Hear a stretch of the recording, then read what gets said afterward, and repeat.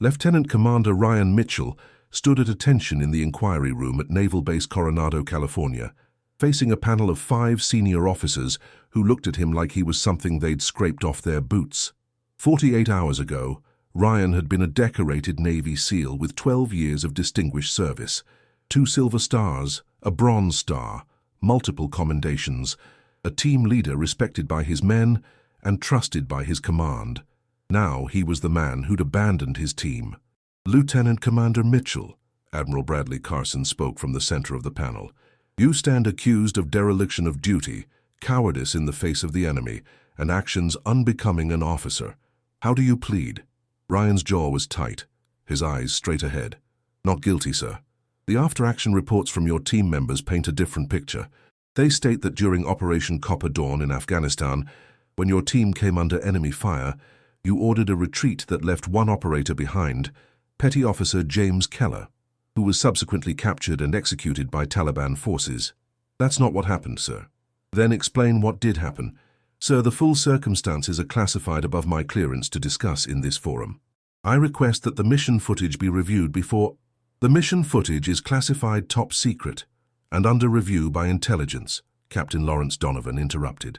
He sat to the Admiral's left, and Ryan had known him for years. They'd served together. Donovan had been at Ryan's wedding. Now Donovan wouldn't meet his eyes. "Without that footage," Ryan said carefully, "I cannot adequately defend my actions." "Sir, I'm requesting—" "Your request is denied," Admiral Carson said flatly. "The footage contains intelligence that cannot be disclosed, even in a closed inquiry. We're moving forward based on witness testimony and after-action reports. Now, Commander Mitchell, do you deny ordering your team to retreat?" Ryan's hands clenched behind his back. "I ordered a tactical withdrawal when—" "A yes or no answer, Commander. It's not that simple. Yes or no." Ryan met the Admiral's cold stare. "Yes, sir, I ordered the withdrawal." "And in doing so, did you leave Petty Officer Keller behind?" Every fiber of Ryan's being wanted to scream the truth, but the truth was classified. The real reason for the withdrawal, the actual sequence of events, the impossible choice he'd been forced to make, all classified, all buried behind national security. "Answer the question, Commander. The circumstances were complex. Did you or did you not leave a man behind?" Ryan closed his eyes, saw Keller's face, heard his voice, remembered that last radio transmission. "Go. That's an order. Get the package out. I'll hold them off." But Ryan couldn't say that. Couldn't explain about the package, the high-value intelligence asset they'd been extracting. Couldn't reveal that Keller had voluntarily stayed behind to ensure the asset's escape, because all of that was classified. "Yes, sir," Ryan said, his voice hollow. "I left him behind." The room erupted in murmurs. One of the panel members, Commander Sarah Price, looked at Ryan with such disappointment that it physically hurt. "Then this inquiry will recommend court-martial proceedings," Admiral Carson said. "Commander Mitchell, you are hereby relieved of duty pending trial. Dismissed." Ryan saluted, a gesture that felt like a knife in his gut, and left the room. Outside, in the hallway, 3 of his former team members waited. Martinez, Chen, and Rodriguez. Men he'd trained with, fought beside, trusted with his life. They didn't look at him as he passed. "Traitor," Martinez muttered, just loud enough for Ryan to hear. Ryan kept walking. What else could he do? At home, his wife Kate was waiting.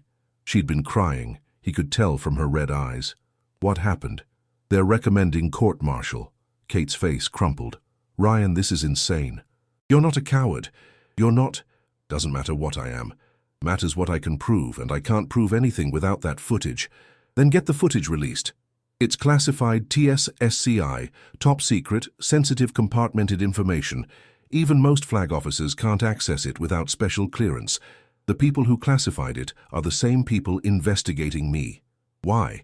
Why would they bury evidence that could help you?" Ryan sat heavily on their couch. "Because it shows things they don't want shown. Decisions made above my pay grade. Orders that came from someone higher up. If that footage comes out, it doesn't just vindicate me, it implicates them. So they're sacrificing you." "Looks that way." Kate sat beside him, took his hand. "We'll fight this.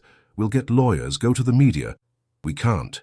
If I talk to media about classified operations, that's a separate crime. I could go to prison just for defending myself. This is Kafkaesque. You're accused of something, but the evidence that could clear you is forbidden. Welcome to classified military operations, where the truth is a matter of national security. There has to be something we can do. There is. We wait, we hope, and we pray that someone with access to that footage has a conscience. The news broke 48 hours later. Decorated Navy SEAL charged with abandoning teammate. The media had a field day. Conservative outlets called Ryan a coward, a disgrace to the uniform.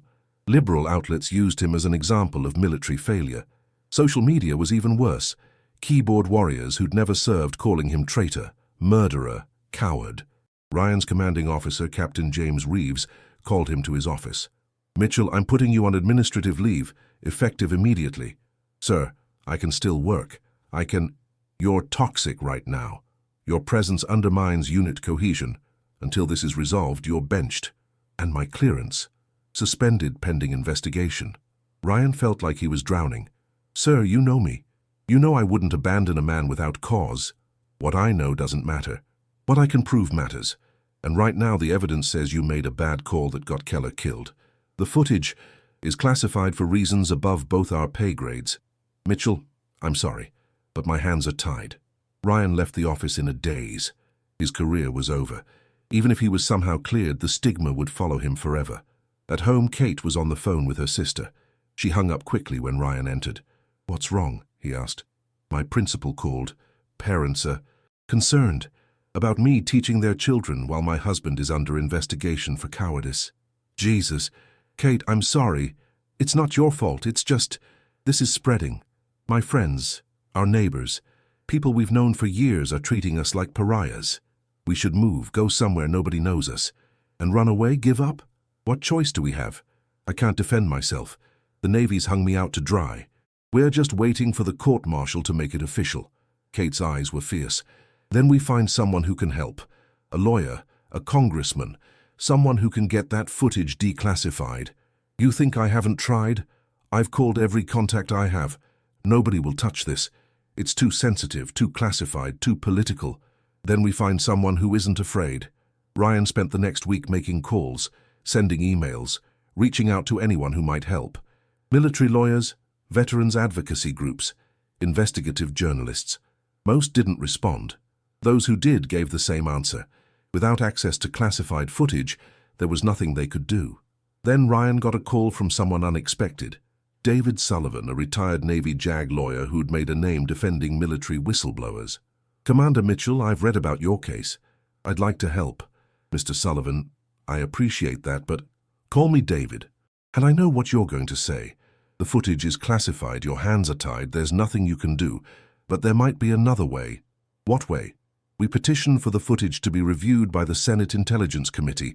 They have the clearance. If they see it and determine it's been improperly classified to cover up wrongdoing, they can order its release. That could take months. My court-martial is scheduled for 6 weeks from now. Then we work fast." "But Ryan, I need you to be honest with me. Is there anything on that footage that could hurt you? Any decisions you made that were genuinely wrong?" Ryan thought back to that day. The chaos, the gunfire, the impossible choice. "No. I made the only call I could make given the circumstances. If people see that footage, they'll understand. Then let's get them to see it." David Sullivan moved quickly. Within a week, he'd filed a petition with the Senate Select Committee on Intelligence, arguing that footage from Operation Copper Dawn had been improperly classified to conceal command failures and protect senior officers. The petition included statements from Ryan, affidavits from military experts, and a detailed argument about why the public interest in truth outweighed classification concerns. "This will get attention," David told Ryan, "but it'll also make enemies. The people who classified that footage don't want it released. They'll fight back. Let them, I've got nothing left to lose." But Ryan was wrong. He did have things to lose. 2 days after the petition was filed, Kate was let go from her teaching position. The official reason was budget cuts. The real reason, whispered but undeniable, was that the school didn't want controversy. "It's fine," Kate said, trying to sound brave. "I'll find another job." But they both knew that was unlikely. Not while Ryan's case was pending, not while they were toxic. Then Ryan's parents called.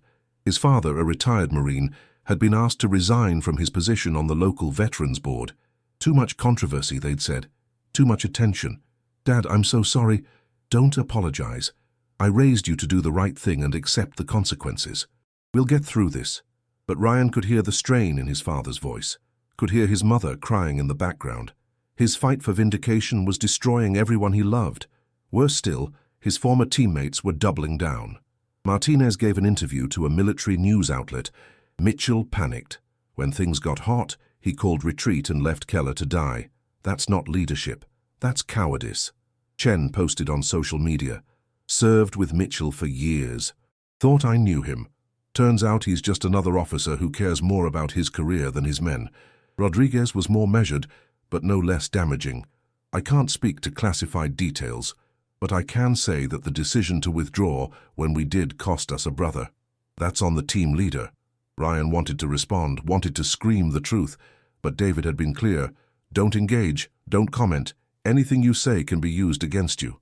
Let the footage speak for itself, if we can get it released. So Ryan stayed silent while his reputation was destroyed piece by piece. 3 weeks before his court-martial, Ryan hit rock bottom. He was at a grocery store when a man approached him. Mid-50s, veteran's cap. You're Mitchell, the SEAL who ran. Ryan kept walking. Not discussing this, sir. I served. 20 years Army. I saw men like you.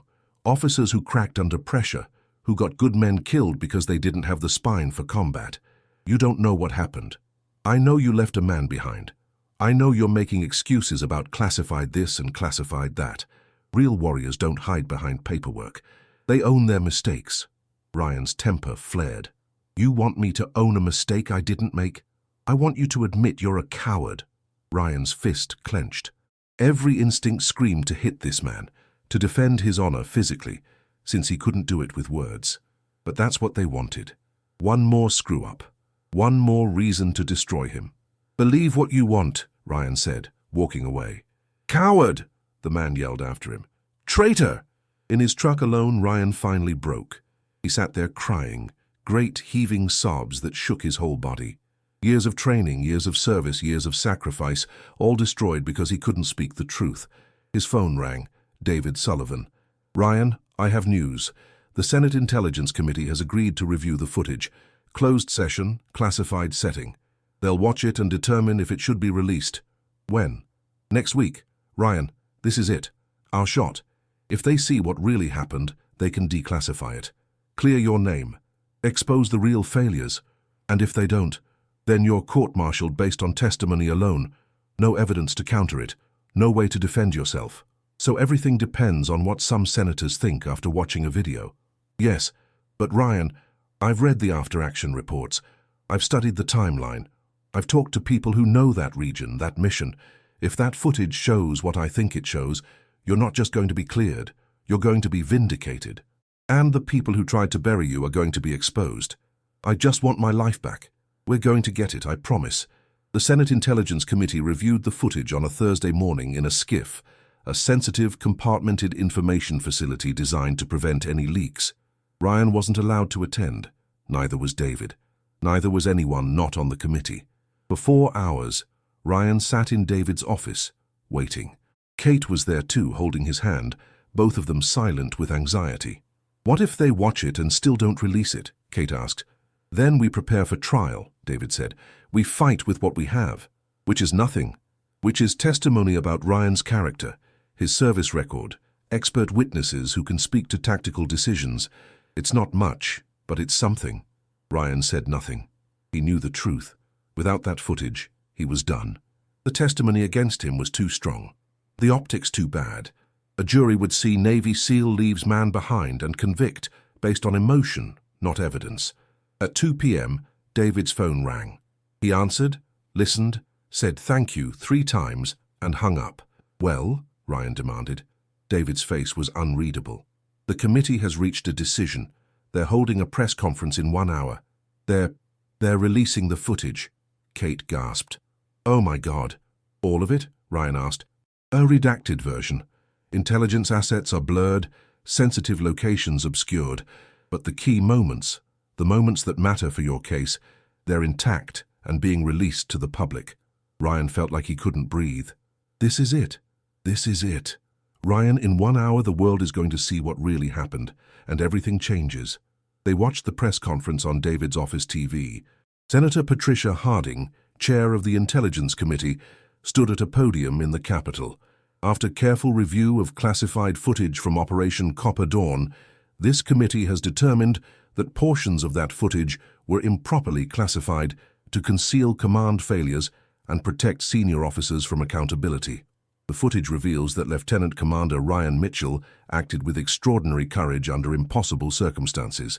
His tactical decisions were sound, his leadership exemplary, and his actions saved lives, including the life of a high-value intelligence asset whose identity remains classified. The accusations against Commander Mitchell were based on incomplete information and testimony from operators who did not have full situational awareness. The footage clearly shows that the operator left behind, Petty Officer James Keller, made a voluntary sacrifice to ensure mission success and the safety of his team. We are releasing a redacted version of this footage to the public, effective immediately, and we are calling for an investigation into why this footage was classified in a manner that prevented Commander Mitchell from defending himself.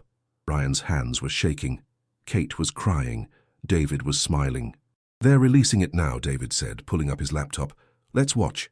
The footage was grainy, shot from helmet cameras worn by multiple team members. It had been edited into a coherent timeline with timestamps and explanatory text.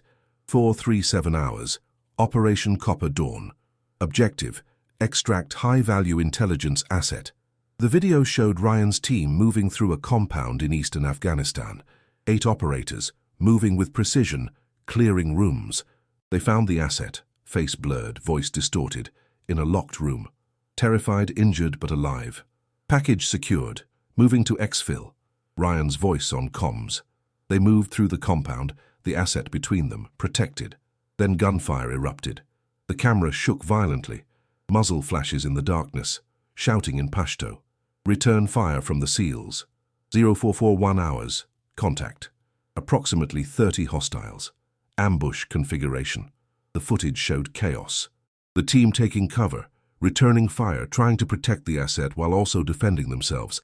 Then Ryan's voice, calm, despite the hell around him. "We're surrounded. Fall back to secondary exfil point. Chen, you and Rodriguez get the package out. Martinez, Keller with me, will cover. 0443 hours. Withdrawal under fire." The team split. Chen and Rodriguez moved with the asset toward a different exit. Ryan, Martinez, and Keller held the line, putting down suppressive fire. Then the building shook. An RPG had hit the wall near their position. "Structures compromised," Keller's voice. "This whole section's coming down," Ryan assessed quickly. The footage showed him looking at the collapsing ceiling, the enemy fire, the exit path. "We move now, all of us. Martinez, lay smoke. Keller, on my 6. They moved, but then Keller's camera stopped. He'd been hit, not badly, but enough to slow him. The footage from Ryan's camera showed him turning back. "Keller, status. I'm hit, leg. I can move, but not fast enough." Enemy fire intensified. The ceiling was collapsing. Ryan grabbed Keller, tried to drag him. Then Keller's voice, firm despite pain. "Ryan, listen to me. You can't carry me and get out before this place collapses. The package is what matters. Those are your orders from command. Get the asset out." "Negative. We don't leave people behind." "You're not leaving me behind. I'm staying behind. There's a difference. I'll hold them here. You get clear. When you're out, I'll follow if I can." "Keller, that's an order. You're team leader, but I'm making a tactical decision. I can hold this position. You can't carry me and defend the package. Do the math. Get them out. I'll be right behind you." The footage showed Ryan's hesitation, the impossible choice. Then, "Roger. Keller, you're one brave son of a bitch. I'll send QRF as soon as we're clear." "I know you will. Now get the hell out of here." "And Ryan? Tell my wife I love her." Ryan moved, leaving Keller in a defensive position. The footage showed Keller setting up, positioning himself to hold the corridor while Ryan escaped with the rest of the team. 0447 hours. Team withdraws. Keller holds position solo. The next section was from multiple camera angles. Ryan and Martinez reaching Chen and Rodriguez, all of them getting the asset out. Heavy fire the entire way. Then, once they were clear, QRF, we have man down.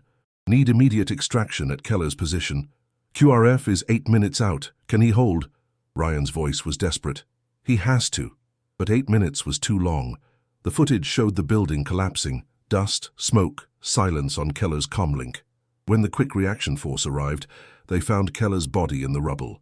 He'd been killed not by enemy fire, but by the building collapse. He'd held his position until the very end, ensuring his team escaped.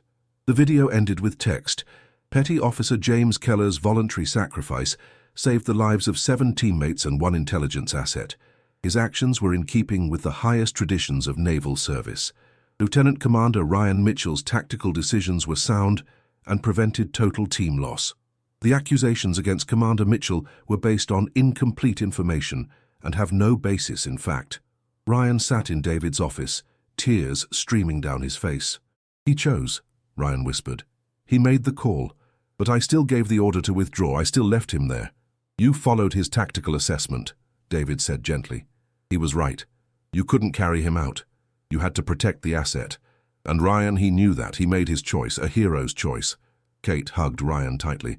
You didn't abandon him. He stayed to save you. But I lived and he died. That's survivor's guilt, not failure. David pulled up his computer. Ryan, you need to see the response. It's everywhere. The footage went viral within hours.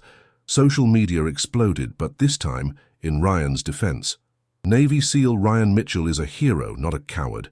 This footage proves he was following orders and Keller's sacrifice. We owe Commander Mitchell an apology, and we owe him accountability for those who tried to destroy him. Who classified this footage to protect themselves? That's the real scandal.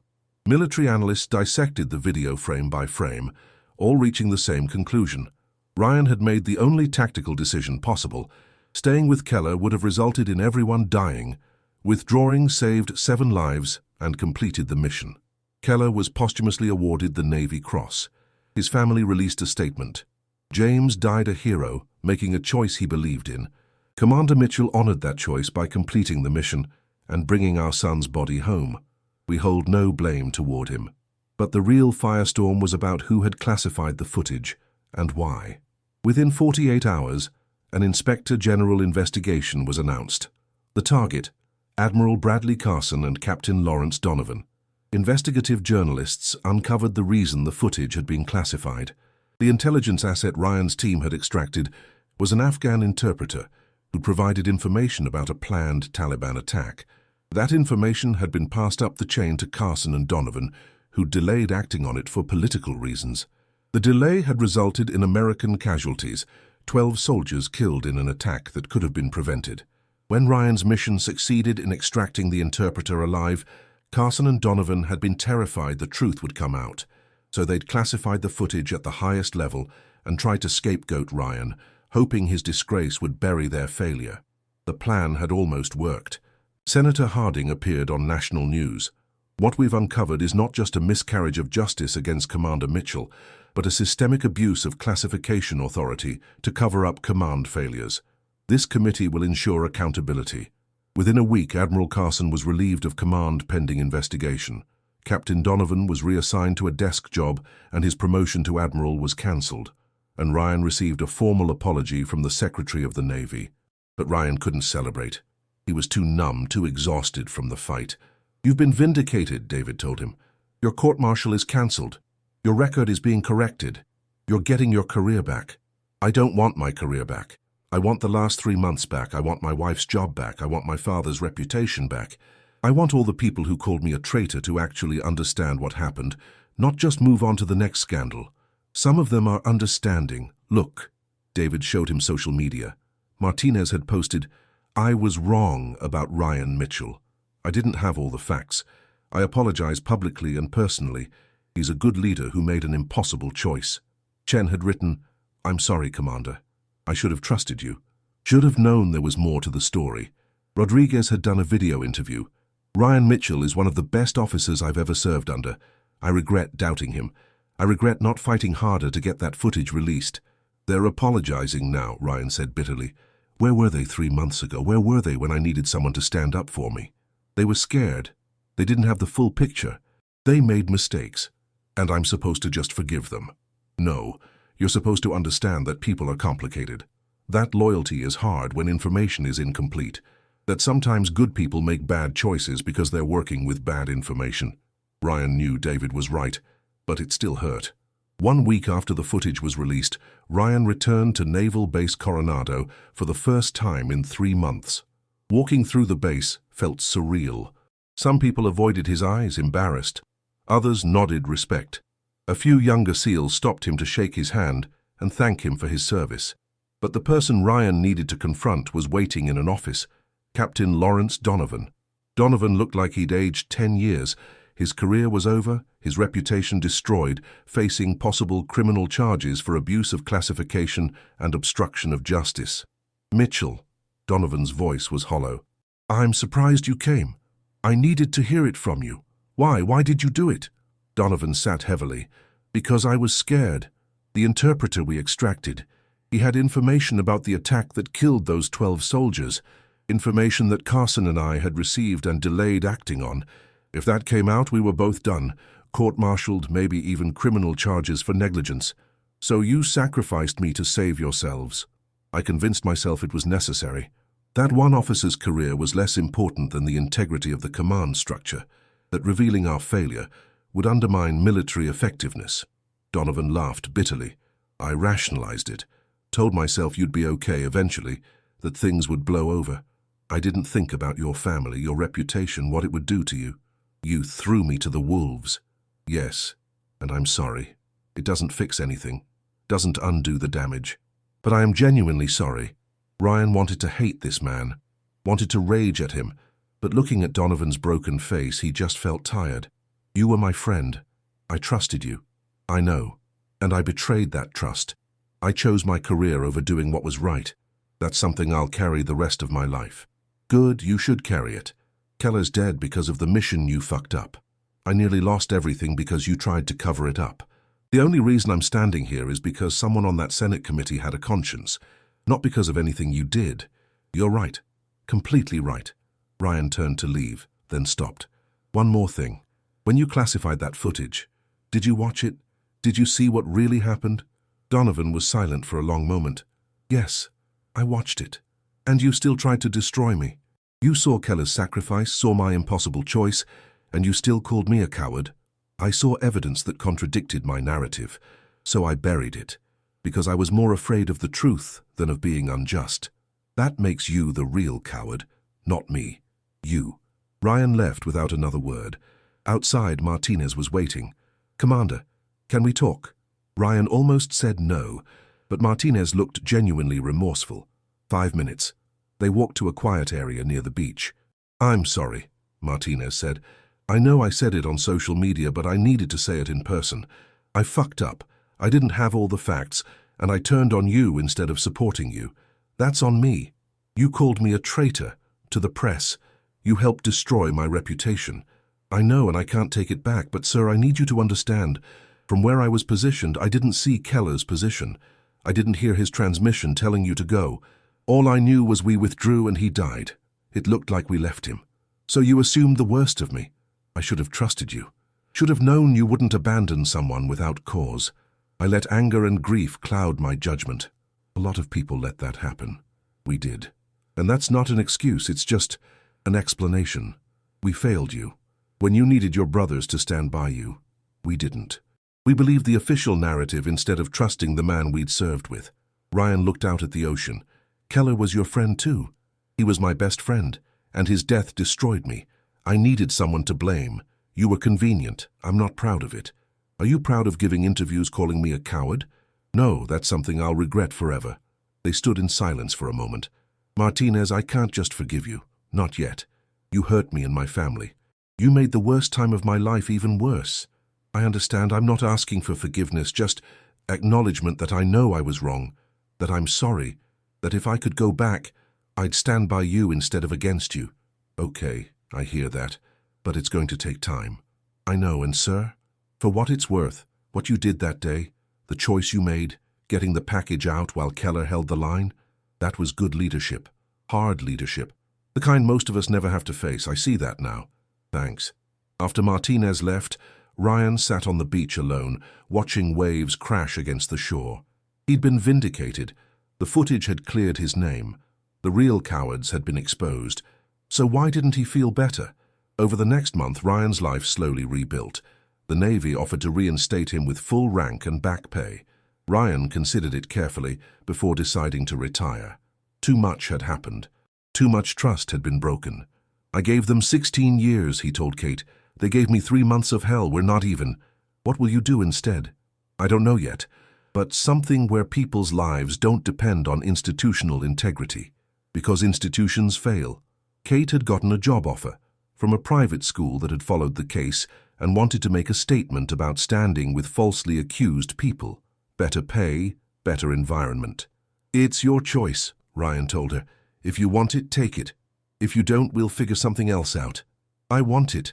But Ryan, I need you to be okay, really okay, not just functioning okay. I'm working on it. Therapy helps. Knowing the truth is out there helps. But Kate, I'm never going to be who I was before this. That version of me is gone. Then I'll get to know the new version." Ryan started doing interviews, carefully, selectively, not about classified details, but about the cost of false accusations and the importance of evidence before judgment. "I was called a traitor by people who didn't have all the facts," he told one journalist, "by people who took incomplete testimony and jumped to the worst conclusion, and I couldn't defend myself because the evidence was classified." That's a nightmare scenario that shouldn't happen to anyone. What would you say to others who find themselves in similar situations? Fight. Document everything. Find allies who believe in evidence over narrative, and don't give up, even when it seems hopeless. The truth exists. Sometimes you just have to fight like hell to get it seen. The interview went viral. Ryan started getting contacted by other military members facing similar situations, accused of things they couldn't defend against because evidence was classified. "There's a pattern here," Ryan told David. "This isn't just about me. The military has a systemic problem with using classification to hide mistakes and scapegoat convenient targets. Then maybe you should do something about that." "Like what?" "Advocacy. Reform. You've got a platform now. Use it." Ryan founded an organization, the Keller Foundation, named after James Keller. Its mission? Support military members falsely accused when evidence is improperly classified. The foundation provided legal support, advocacy, and pressure on congressional committees to review classification decisions. Within 6 months, they'd helped 3 other service members get exculpatory evidence declassified. "This is your new mission," Kate told Ryan one evening as he worked on foundation business at their dining room table. "Helping people who are where you were. Keller saved me that day in Afghanistan. This is how I honor that, by saving others." He'd be proud. I hope so. But Ryan still carried guilt, survivor's guilt, his therapist called it, the weight of living when Keller died. On the first anniversary of Operation Copper Dawn, Ryan visited Keller's grave in Arlington National Cemetery. He brought flowers, a bottle of whiskey, Keller's favorite, and a letter. He read the letter aloud, tears streaming. "Jimmy, it's been a year. I've been cleared. They know what really happened. They know you're a hero and I'm not a coward. But I still think about that moment every day. When you told me to go, when I left you there. I know you made the choice. I know it was right. But it still hurts. It still feels like I should have found another way. I started a foundation in your name. We're helping people, fighting for truth, making sure what happened to me doesn't happen to others. I hope that matters. I hope wherever you are, you know that your sacrifice meant something, that the package got out, that your team survived, that we're trying to be worthy of what you gave. I miss you, brother." Every day. Ryan poured some whiskey on the grave, drank some himself, left the rest. As he walked away, he noticed someone watching, an older man, maybe 70, wearing a Navy ball cap. "You're Mitchell, the SEAL they tried to crucify." Ryan tensed. "Yes, sir. I'm Admiral Thomas Shepard, retired. I served with your father years ago. He's a good man, raised a good son. Thank you, sir. What they did to you was wrong. What you did, starting that foundation, fighting back, that's right. Keep doing it." "I will, sir. And son, don't carry guilt for surviving. Keller made a warrior's choice. Honor it by living well, not by punishing yourself." "Trying, sir. Some days are harder than others. That's combat trauma. It doesn't go away, but it gets manageable. Keep fighting. You're doing good work." Admiral Carson's trial began 6 months after the footage was released. He was charged with abuse of classification authority, obstruction of justice, and conduct unbecoming an officer. The charges stemmed from his decision to classify the footage improperly and his role in Ryan's false accusation. Ryan was called as a witness. Commander Mitchell, the prosecutor asked, "Did Admiral Carson ever express to you why the footage was classified?" "No, ma'am. I was told it contained sensitive intelligence and couldn't be released. I wasn't told it had been classified specifically to prevent my defense." "When did you learn the real reason?" "When the Senate Intelligence Committee released their findings. That's when I learned Carson and Captain Donovan had delayed acting on intelligence that could have prevented American casualties, and that the footage showing my actions also showed evidence of their failure." "How did that make you feel?" "Betrayed, angry, devastated. I trusted these officers, served under them, and they destroyed my reputation to save theirs." Carson's defense attorney cross-examined, "Commander Mitchell, isn't it true that your judgment that day was questioned by multiple team members? Their judgment was based on incomplete information. But you did order a withdrawal that left a man behind." "I followed the tactical assessment of the operator on the ground who volunteered to hold position." "That's good leadership, not cowardice. But your team didn't know that at the time, did they?" "No, because that communication was on a private channel, which is why the footage was crucial. It showed what they couldn't hear. And Admiral Carson didn't have access to that footage when he made his classification decision. He watched the footage, he saw everything, and he still classified it because it contradicted his narrative.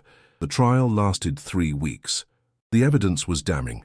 Carson had knowingly classified footage that would exonerate Ryan because releasing it would expose Carson's own failures. The verdict: guilty on all counts. Sentencing: dismissal from service, loss of pension, 5 years in federal prison. Carson's career, reputation, and freedom were gone. Ryan felt no satisfaction watching it, just exhaustion. "Is this justice?" he asked David after the sentencing. "It's accountability. Justice would be having your 3 months of hell back, having Keller alive. But we can't have those. We can only make sure the people responsible face consequences." "It doesn't feel like enough." "It never does. But it's what we have." Captain Donovan pled guilty to lesser charges and received a dishonorable discharge and 2 years in military prison. He'd cooperated with investigators, which had helped build the case against Carson. Ryan didn't attend Donovan's sentencing. There was nothing more to say. The man who'd been his friend had become his enemy, then his nothing. Just another name in a sad story. But there was one more person Ryan needed to confront: himself. In therapy, his counselor pushed him. "You've been vindicated. Your accusers have faced consequences. The truth is public. So why are you still suffering? Because Keller's still dead. And that's not your fault. I know that intellectually. But emotionally you feel responsible. Survivor's guilt is common in combat veterans, but Ryan, you need to separate what you feel from what's true. What's true is that Keller made a choice, a heroic choice, and you honored that choice by completing the mission. That's not abandonment, that's respect. Then why does it still hurt? Because love hurts, loyalty hurts, caring about people who die hurts. But that hurt doesn't mean you failed. It means you're human." Ryan worked on accepting that. Slowly, painfully, over months of therapy and reflection, he started sleeping better. The nightmares decreased. He could talk about Keller without breaking down, and he could finally see his own actions clearly, not as abandonment but as leadership. Hard leadership. The kind that required trusting your operators and making impossible choices. 2 years after Operation Copper Dawn, Ryan stood at a podium addressing a conference on military justice reform. "My name is Ryan Mitchell. 2 years ago, I was called a traitor for making a tactical decision that saved lives. I was accused of cowardice by people who didn't have all the facts, and I couldn't defend myself because the evidence was classified to protect command failures. What happened to me shouldn't happen to anyone. But it does. Military members are accused, evidence is classified, careers are destroyed, all to protect institutional reputation. The Keller Foundation has documented over 30 cases in the past 2 years where evidence was improperly classified to scapegoat service members. 30 people whose lives were destroyed because the truth was inconvenient. We need reform. We need oversight. We need consequences for officers who abuse classification authority. And we need protection for military members who can't defend themselves." The audience, military lawyers, congressional staffers, veterans advocates, applauded. After the speech, Ryan met with several congressional representatives who'd committed to introducing reform legislation, the Mitchell-Keller Act they were calling it, requirements for classification review, protections for accused service members, penalties for abuse of authority. "This is your legacy," one representative told him.